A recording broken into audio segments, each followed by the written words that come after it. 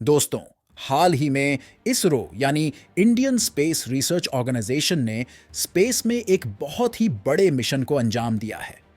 लेकिन अफसोस की बात है कि यहाँ की मीडिया ने इसे उतना कवर नहीं किया और बहुत ही कम ही लोगों ने इसरो की इस उपलब्धि पर वीडियोस बनाई हैं। जबकि विदेशी मीडिया ने तो ये कहा कि भारत अब स्पेस सुपर पावर बनने जा रहा है और ऐसा मिशन करने वाला विश्व का चौथा देश बनने जा रहा है। इससे पहले अमेरिका, रूस और चाइना ही ऐसे मिशन को कर सके हैं। दोस्तों, आपने भी इसरो के स्पैडेक्स यानी स्पेस डॉकिंग एक्सपेरिमेंट मिशन के बारे में सुना होगा, लेकिन ज्यादातर लोग ये नहीं जानते हैं कि ये मिशन क्या है और ये मिशन भारत और इसरो के लिए इतना हिस्टोरिक मिशन क्यों है। चलिए बताते हैं। आगे बढ़ने से पहले आपके लिए एक सवाल। इसरो यानी इंडियन स्पेस रिसर्च ऑर्गेनाइजेशन का पुराना नाम क्या है? कमेंट बॉक्स में कमेंट करके बताएं। देखते हैं आप में से कितनों को इसका जवाब पता है। तो दोस्तों, वीडियो शुरू करने से पहले वीडियो को लाइक, शेयर करके चैनल को सब्सक्राइब कर लें, जिससे हमें ऐसी ही और वीडियो बनाने की मोटिवेशन मिलती रहे। तो चलिए हमारे साथ अनंत अंतरिक्ष के इस नए सफर पर। दोस्तों, 30 दिसंबर 2024 को रात 10 बजे श्रीहरिकोटा से स्पैडेक्स मिशन को लॉन्च किया गया। इस मिशन में PSLV C60 यानी polar satellite launch vehicle C60 rocket की मदद से भेजे गए ये दो सैटेलाइट हैं, जिनका नाम है चेजर और टारगेट, और ये दोनों लगभग 220 किलो के हैं, जो 470 किलोमीटर ऊपर डॉकिंग और अनडॉकिंग की प्रक्रिया को पूरा करेंगे। अब डॉकिंग और अनडॉकिंग का क्या मतलब है, आइए समझते हैं। यहां डॉकिंग और अनडॉकिंग करने का मतलब होगा दोनों अलग अलग सैटेलाइट्स को आपस में जोड़ना और उन्हें अलग करना। इसमें होगा ये कि ये दोनों सैटेलाइट एक दूसरे से 10 से 20 किलोमीटर की दूरी पर होंगे और इन दोनों के बीच की रिलेटिव वेलोसिटी को कम करने के लिए टारगेट सैटेलाइट में लगे प्रोपल्शन सिस्टम का यूज किया जाएगा और चेजर सैटेलाइट धीरे धीरे टारगेट सैटेलाइट की तरफ बढ़ेगा और टारगेट और चेजर सैटेलाइट आपस में जुड़कर डॉकिंग की प्रक्रिया को पूरा करेंगे।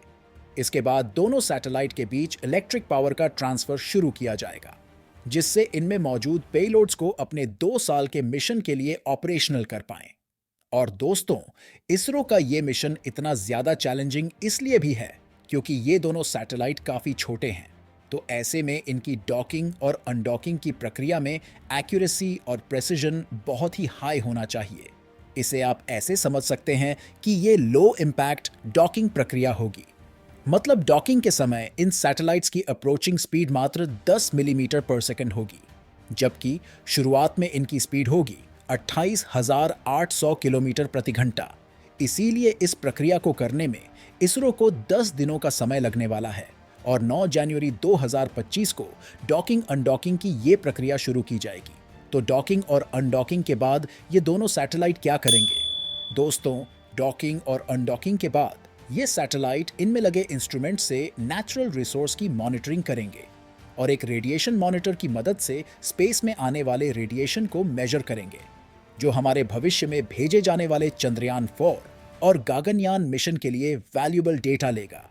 सबसे पहले डॉकिंग और अनडॉकिंग की प्रक्रिया को करने वाला देश था अमेरिका, जिसने साल 1966 में जेमिनी 8 कैप्सूल को एजीना टारगेट व्हीकल के साथ डॉक करके दिखाया था। और अब तक ऐसा केवल 3 देश ही क्यों कर पाए थे? ऐसा इसलिए क्योंकि डॉकिंग और अनडॉकिंग की इस प्रक्रिया के मैकेनिज्म और इसकी बारीकियों को कोई भी देश किसी दूसरे के साथ शेयर नहीं करता। इसीलिए ऐसा अब तक केवल 3 देश ही कर पाए थे। लेकिन अब भारत के इसरो ने अपनी ही एक नई तकनीक का उपयोग करके अपना खुद का डॉकिंग और अनडॉकिंग मैकेनिज्म बनाया है और भारत ने इस सिस्टम का पैटेंट भी अपने नाम करा लिया है।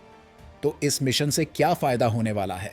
दोस्तों, ये टेक्नोलॉजी भविष्य में भारत के काफी काम आने वाली है। हमारा चंद्रयान 4 मिशन, जो कि चांद से सैंपल लेकर पृथ्वी पर वापस आएगा, उसमें यह टेक्नोलॉजी अहम भूमिका निभाने वाली है। यही नहीं, जब पहली बार साल 2040 में एक भारतीय को चांद पर भेजा और वापस लाया जाएगा, उस मिशन में भी हमें डॉकिंग और अनडॉकिंग की इस टेक्नोलॉजी की जरूरत पड़ेगी। और तो और भारत का अपना पहला स्पेस स्टेशन, जिसका पहला मॉड्यूल 2028 में भेजा जाएगा, उसमें भी हमें इस टेक्नोलॉजी की जरूरत होगी। ये तो थी सिर्फ डॉकिंग और अनडॉकिंग की बात, लेकिन आपको बता दें कि इसी मिशन के दौरान इसरो के वैज्ञानिकों ने एक और सफल एक्सपेरिमेंट और किया है। इसमें वैज्ञानिकों ने लोबिया के बीज से अंतरिक्ष में एक पौधा उगाया है। इस मिशन का नाम है क्रॉप्स, मतलब compact research module for orbital plant studies. दोस्तों, इसरो ने अपने PSLV-C60 के पोएम 4 मिशन के जरिए माइक्रोग्रेविटी में लोबिया के बीजों से पौधा उगाने में सफलता पाई है। लेकिन ऐसा कैसे किया गया? इस रिसर्च में लोबिया के 8 बीजों को एक बंद बॉक्स में रखा गया, जहां तापमान, मिट्टी, नमी और दूसरी चीजों का खास ध्यान रखने के लिए अलग अलग तरह के इंस्ट्रूमेंट्स और हाईटेक कैमरे भी लगाए गए थे। और इसरो ने एक टाइम लैप्स वीडियो भी शेयर की है, जिसमें आप लोबिया के पौधों में पत्तियों को ग्रो होते देख सकते हैं। अब आप सोच रहे होंगे कि वैज्ञानिकों ने लोबिया के ही बीजों का उपयोग क्यों किया?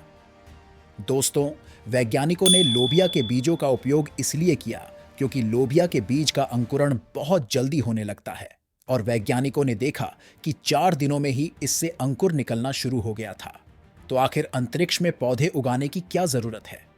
दरअसल अंतरिक्ष में लंबे समय तक चलने वाले मिशंस में ये एस्ट्रोनॉट्स के खाने की कमी को पूरा करने में काफी मदद कर सकेगा। और तो और, अगर हम भविष्य में मार्स पर बसना चाहें तो वहां तक जाने में हमें 6 महीनों का समय लगेगा। तो ऐसे में एस्ट्रोनॉट्स अपने लिए खाना अपने स्पेसशिप में ही उगा सकते हैं। वैज्ञानिक इसकी स्टडी करेंगे कि जीरो ग्रेविटी में पौधे पर क्या असर होता है और स्पेस में आने वाले हाई रेडिएशन का पौधे के ऊपर क्या प्रभाव पड़ेगा। और ये स्टडी हमें भविष्य के अंतरिक्ष मिशन में काफी मदद करने वाली है। लेकिन इसरो की कई ऐसी बड़ी बड़ी खोजें हैं जिनके बारे में आप शायद ही जानते होंगे। इसरो की उन खोजों के बारे में जानने के लिए डिस्क्रिप्शन में दिए लिंक पर जाकर देख सकते हैं। तो दोस्तों, इस वीडियो में बस इतना ही। ये वीडियो आपको कैसी लगी कमेंट करके बताएं और वीडियो को लाइक शेयर करना ना भूलें। और अगर आप इस चैनल पर नए हैं तो चैनल को सब्सक्राइब करके बेल आइकॉन पर क्लिक करें, जिससे नए वीडियो के नोटिफिकेशंस आपको मिल सकें। तो मिलते हैं ऐसी ही मजेदार और इंटरेस्टिंग अगली वीडियो में।